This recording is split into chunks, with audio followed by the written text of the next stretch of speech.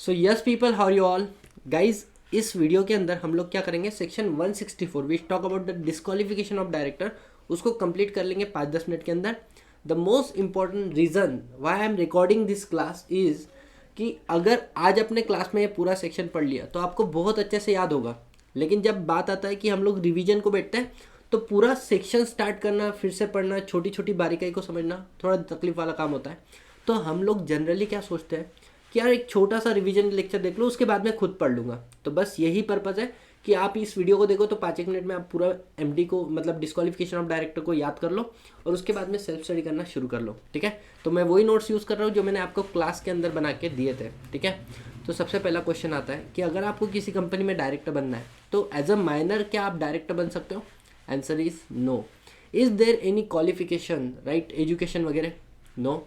Is there any criteria regarding a citizenship? तो सुनना, तुम्हारे डायरेक्टर में एक director compulsory resident of India होना चाहिए। ठीक है, सिटीजन ऑफ इंडिया होना जरूरी नहीं है। And the most important thing, अगर आप माइनर नहीं हो तो क्या आप कंपनी के अंदर डायरेक्टर बन सकते हो? तो answer is yes, but the thing, आप सेक्शन 164 के क्राइटेरिया में नहीं फंसने चाहिए। सेक्शन 164 क्या बोलता है बच्चों? It is divided into 3 subsection. Subsection 1 क्या बोलता है?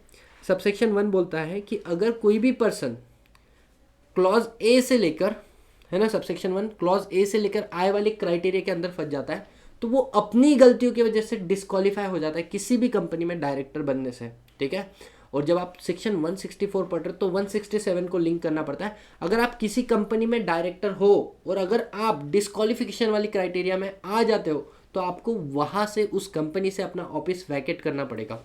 फिर आता है सेक्शन 164 सबसेक्शन 2 जो बोलता है यहाँ पर आपकी गलती नहीं है, यहाँ पर आपकी गलती नहीं है, आप ऐसे कंपनी के डायरेक्टर हो या रह चुके हो, मतलब द पर्सन हु इज, मतलब presently, and who has been a director of company, मतलब आप प्रेजेंट में डायरेक्टर हो या आप पास में कभी डायरेक्टर रह चुके हो किसी डिफॉल्टिंग कंपनी के। वो क्या डिफॉल्ट है उसके बारे में हम लोग पढ़ेंगे। ठीक है, तो फिर आप डिस्क्वालीफाई हो जाते हो किसी भी कंपनी के अंदर डायरेक्टर बनने से।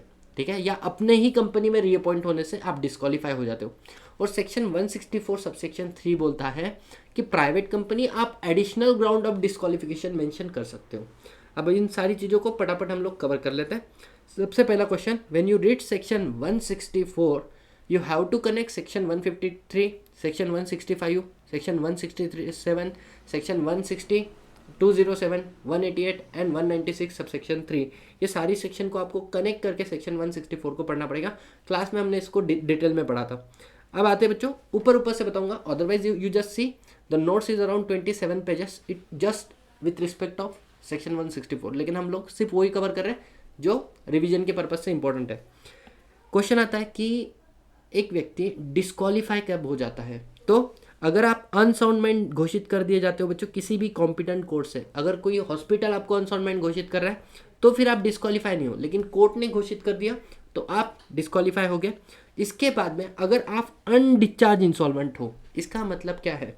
जैसे ही आपको इंसॉल्वेंट घोषित कर दिया और जब तक आप डिस्चार्ज नहीं हो जाते हो इंसॉल्वेंसी वाली प्रोसीजर से, तो उस पीरियड के दौरान आप क्या नहीं हो, आप डिस्क्वालीफाई हो जाते हो डायरेक्टर बनने से। लेकिन the most important thing, insolvent घोषित करने के पहले किसी ने अप्लाई तो किया होगा ना कि आपको इंसॉल्वेंट घोषित करे, तो उस पीरियड के अंदर आप सॉल्वेंट होते हो, उस पीरियड के अंदर आप किसी के कंपनी के अंदर डायरेक्टर बन सकते हो। लेकिन एक क्वेश्चन ही आता है, third point, he himself applied for adjudication as insolvent. आपने खुद ने अप्लाई किया कि मुझे इंसॉल्वेंट घोषित करो और आपका एप्लीकेशन पेंडिंग है, अभी तक फाइनल डिक्लेरेशन नहीं आया कि आप इंसॉल्वेंट हो, तो भी फिर आप डिस्क्वालीफाई हो जाए, because you your self feel like कि आप इंसॉल्वेंट हो। ठीक है, आप इंसॉल्वेंट व्यक्ति कभी किसी के साथ में कॉन्ट्रैक्ट में एंटर नहीं हो सकता है। सेक्शन कहाँ पे पढ़ा था आपने बच्चों? Capacity of the party competent to contract. ठीक है, तो आप किसी कंपनी में डायरेक्टर बनकर बन नहीं सकते हो, डिस्क्वालीफाई हो जाते हो डायरेक्टर बनने से। और सर अगर मैं इंसॉल्वेंट घोषित हो गया तो फिर जब तक ऑर्डर ऑफ डिस्चार्ज पास नहीं होता है तब तक भी आप इंसॉल्वेंट ही रहते हो। आगे बोला है convicted by court for any offence. अब ऑफेंस का मतलब क्या है? कोई भी मॉरल टर्प्यूड, मतलब सोसाइटी के हिसाब से बच्चों दिस इज बिलो स्टैंडर्ड वाला एक्टिविटी आपने किया है, या अदरवाइज मतलब क्या है कि आपने कंपनीज एक्ट 2013 या कंपनी एक्ट 1956 के अंदर कोई भी ऐसा ऑफेंस किया हुआ है जिसके लिए बच्चों आपको 6 महीने से ज़्यादा की सज़ा मिली है, तो फिर ऐसे केस में जैसे ही आपकी सज़ा ख़त्म हो जाएगी ना, उसके आगे 5 साल तक आप किसी कंपनी के डायरेक्टर नहीं बन सकते हो, डिस्क्वालिफिकेशन लग जाता है 5 साल। और आगे बोला है कि अगर किसी कंपनी में आप अगर आपको जो सेंटेंस सुना है वो 7 साल से ज़्यादा होगा या 7 साल का होगा, तो फिर तो आप तो परमानेंटली डिस्क्वालीफाई हो जाते हो डायरेक्टर बनने से, ठीक है। अब सबसे इंपॉर्टेंट एक बात मैं आपको बताऊंगा। हम लोगों को लगता है कि सर अगर मैं इंसॉल्वेंट घोषित हो गया और जैसे ही मैं डिस्चार्ज हो गया तो मैं किसी भी कंपनी का डायरेक्टर बन सकता हूँ। बच्चों सुनना, आप नॉन एग्जीक्यूटिव डायरेक्टर बन सकते हो, आप managing director and whole time director नहीं बन सकते हो। क्यों? क्योंकि जब सेक्शन 196 सब सेक्शन 3 से कनेक्ट करोगे तो आपको पता चलेगा कि ना ही आप एज अ इंसॉल्वेंट घोषित होने चाहिए अपने पूरे लाइफ में कभी भी, अगर आपको मैनेजिंग डायरेक्टर या होल टाइम डायरेक्टर बनना है किसी भी कंपनी का। आगे बढ़ते हैं हम लोग, क्या बोला है कि अगर किसी कोर्ट ने आपको डिस्क्वालीफाई किया हुआ है from appointment as a director और वो उनका जो ऑर्डर है वो इन्फोर्स है, वैलिड है आज भी, तो फिर ऐसे वाले केस में भी आप किसी कंपनी के अंदर डायरेक्टर नहीं बन सकते हो। आगे बोला है बच्चों कि अगर कोई कंपनी के अंदर आपको कॉल मनी मंगा था और कॉल मनी का लास्ट डेट था, आपने पैसा नहीं दिया और आगे के 6 महीने तक अगर आप पैसा नहीं दे रहे हो, मतलब लास्ट डेट से आपने आगे तक जिस दिन को ड्यू था कॉल मनी वहां से आपने 6 महीने तक क्या नहीं किया, पैसा नहीं दिया, तो you are not responsible shareholder. How can you become a responsible director? तो फिर भी आप उस कंपनी के अंदर डायरेक्टर नहीं बन सकते हो। अब सुनना, मैंने क्या बात बोला, मैंने बोला मानो Satish sir Reliance industry limited के भी डायरेक्टर है, टाटा कंसल्टेंसी सर्विसेज की भी डायरेक्टर है, और कॉल मनी मैंने रिलायंस का 6 महीने तक पे नहीं किया, तो मैं रिलायंस में कभी भी एज अ डायरेक्टर बोलकर अपॉइंट नहीं हो सकता हूँ। लेकिन हाँ, मैं टीसीएस में तो हो सकता हूँ। तो यहाँ पे लिखा है दी कंपनी, जिस कंपनी ने आपसे क्या मांगा, कॉल मनी मांगा था, उसी के बारे में ये सेक्शन बात करता है। उसके बाद में आता है कि अगर आप सेक्शन 188 के अंदर कॉन्विक्टेड हो चुके हो कोर्ट के ऑर्डर से, तो भी आप क्या नहीं बन सकते हो, डायरेक्टर नहीं बन सकते हो, ठीक है। अब ध्यान देना, कॉन्विक्ट कभी भी आपको कोर्ट करती है ना, कोर्ट आपको फाइन लगा सकती है, इंप्रिजमेंट लगा सकती है, तो उसको बोलते हैं कॉन्विक्टेड। और आरओसी आपको कभी भी कॉन्विक्ट नहीं कर सकती, आरओसी आपको सिर्फ पेनलाइज कर सकती है, मतलब पेनल्टी आपके ऊपर चार्ज कर सकती है। तो कंपनीज अमेंडमेंट एक्ट आने के पहले क्या हुआ था, सेक्शन 188 के अंदर प्रोविजन था कि आपको कोर्ट जो है वो फाइन लगा सकती थी, एनसीएलटी आपको फाइन लगा सकता था। लेकिन कंपनीज अमेंडमेंट एक्ट आया और उसके बाद में ये वर्ड को हटा दिया और वहाँ पर आ गया पेनल्टी वाला प्रोविजन, मतलब कि आरओसी अब आपके ऊपर पेनल्टी लगा सकती है, मैटर कोर्ट तक जाने वाला ही नहीं है। So accordingly this word is somewhere wrong. Convicted ये वर्ड जो है ये इतना वैलिड वर्ड नहीं है, यहाँ पे पेनलाइज आना चाहिए था। तो अगर आपको पेनलाइज किया है सेक्शन 188 के अंदर, तो भी आप आगे वाले 5 साल क्या नहीं बन सकते हो, किसी भी कंपनी में डायरेक्टर नहीं बन सकते हो। या फिर आप डायरेक्टर अपॉइंट हो चुके लेकिन आपने डिन ऑब्टेन नहीं किया, sir how can it is possible a person become a director without डिन? तो आपको पता होना चाहिए एक नया अमेंडमेंट आ गया जिसके अंदर ये बोला है कि अगर आपको डिन नंबर चाहिए तो 2 ही सिचुएशन में आपको डिन नंबर मिल सकता है, एक तो at the time of incorporation या फिर आप किसी कंपनी में अपॉइंटमेंट कर चुके हो खुद का। तो इसमें जनरली आज के डेट में क्या होता है कि पहले आपका अपॉइंटमेंट होता है और आपकी अपॉइंटमेंट को वैलिड हम 10 दिन के बाद में करेंगे, उसके पहले आपको डिन लेना पड़ता है। तो अगर मानो आप किसी कंपनी में डायरेक्टर बोलकर अपॉइंट हो रहे हो और अभी आपने डिन ऑब्टेन नहीं किया, ठीक है, तो भी आप डिस्क्वालीफाई हो जाते हो।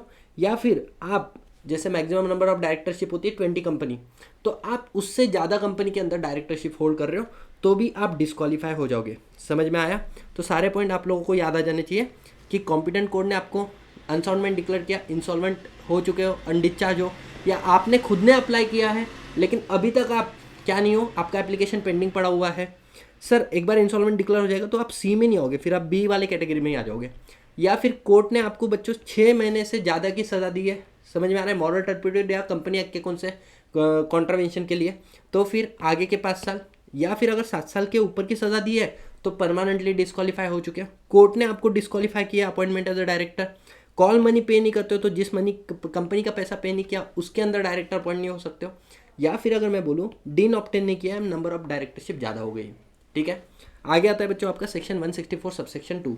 यहाँ पर अगर आप ऐसे कंपनी के डायरेक्टर हो या रह चुके हो, इज और हैज़ बीन, कैसे, जिसने कंटिन्यूस 3 साल के लिए एक तो अपना फाइनेंशियल स्टेटमेंट फाइल नहीं किया, मतलब एक फॉर्म होता है AOC 4 जो आपको with in 30 day from the closing of AGM file करना पड़ता है, या फिर आपने एनुअल रिटर्न फाइल नहीं किया है, मतलब एक फॉर्म होता है MGT 7 और स्मॉल कंपनी और OPC के लिए होता है ये MGT 7A। अगर आपने ये फॉर्म कंटिन्यूसली, मतलब 2 साल अगर फाइनेंशियल स्टेटमेंट फाइल नहीं किया, 1 साल एनुअल रिटर्न, ऐसा नहीं, 3 साल एनुअल रिटर्न फाइल नहीं किए कंटिन्यूसली, या 3 साल फाइनेंशियल स्टेटमेंट कंटिन्यूसली फाइल नहीं किए, तो फिर आप क्या हो जाओगे, डिस्क्वालीफाई हो जाओगे। कैसे? आप किसी भी दूसरे जितने भी कंपनियों में आप डायरेक्टर हो, वो सारी कंपनियों से आपको वैकेट करना पड़ेगा अपना पोजीशन। एग्जिस्टिंग कंपनी में, डिफॉल्टिंग कंपनी में आप अपना स्टेटस मेंटेन रखोगे, ठीक है। और नेक्स्ट पॉइंट, अगर आपने कंपनी में से, एग्जिस्टिंग कंपनी से आप रिटायर हो चुके, तो उसी कंपनी में रीअपॉइंट भी नहीं हो सकते। नेक्स्ट पॉइंट आपके सामने आता है, अगर आप फेल टू पे हो जाते हो 3 Ds, मतलब डिपॉजिट उसका इंटरेस्ट, डिवेंचर उसका इंटरेस्ट, या जो डिविडेंड डिक्लेयर किया है, डिक्लेयर कभी भी इक्विटी डिविडेंड होता है, प्रेफरेंस डिविडेंड कभी डिक्लेयर नहीं होता है, ठीक है। तो क्योंकि वो फिक्स रेट का होता है, तो यहाँ पर क्या बोल दिया, अगर आपने ये 3 Ds के अंदर डिफॉल्ट किया है, तो आपको हम इमीडिएटली डिस्क्वालीफाई नहीं बोलेंगे। आपने डिविडेंड देना था 30 डेज में, आपने नहीं दिया, 1 साल तक और आगे वेट करेंगे। आपने डिपॉजिट जिस दिन देना था आपने नहीं दिया, आपका ये डिफॉल्ट 1 साल तक कंटिन्यू हो रहा है, तो ऐसे वाले केस में 1 साल के बाद में हम आपको डिस्क्वालीफाई मान लेंगे, ठीक है। तो you are not eligible for reappointment in the company जिसमें आप ऑलरेडी हो, and you are not eligible to appoint as a director in any other company. कितने साल के लिए? 5 साल के लिए। अब क्वेश्चन ये आता है कि अगर कंपनी डिफॉल्ट है और उसके बाद में कोई व्यक्ति क्या होता है, आपकी कंपनी में अपॉइंट होता है, तो उसको डिस्क्वालिफिकेशन वाला क्राइटेरिया नहीं लगेगा। कब तक? For next 6 month. क्योंकि हम ऐसा मान के चलते हैं, जो भी व्यक्ति आपकी कंपनी में आ रहा है, वो क्यों आ रहा है कि वो आपकी कंपनी की जो भी डिफॉल्ट है उसको सही करने के लिए आ रहा है। तो 6 महीने तक हम आप उसको डिस्क्वालीफाई नहीं मानेंगे, लेकिन 6 महीने हो गए वो कंपनी के अंदर है और उसने कोई भी डिफॉल्ट को सही नहीं किया, फिर उसको भी हम लोग क्या मान लेंगे, डिफॉल्टिंग डिस्क्वालीफाई मान लेंगे। और नेक्स्ट बात आता है तुम्हारा कि प्राइवेट कंपनी आप एडिशनल ग्राउंड मेंशन कर सकते हो, किसके लिए? डिस्क्वालिफिकेशन ऑफ डायरेक्टर से लेके। और बच्चों ये हो जाता है आपका सेक्शन 164 पूरा यहाँ पे खत्म। गवर्नमेंट कंपनी आपको क्लॉज जो है सेक्शन 164 ये एप्लीकेबल नहीं है। मतलब अगर कोई गवर्नमेंट कंपनी है जिसने डिफॉल्ट किया है बच्चों, किसके अंदर? डिपॉजिट, डिबेंचर, डिविडेंड, इन सारी चीज़ों के अंदर, तो उसका डायरेक्टर डिस्क्वालीफाई नहीं होगा, वो फिर भी किसी भी कंपनी के अंदर एज अ डायरेक्टर बोलकर अपॉइंट हो सकता है।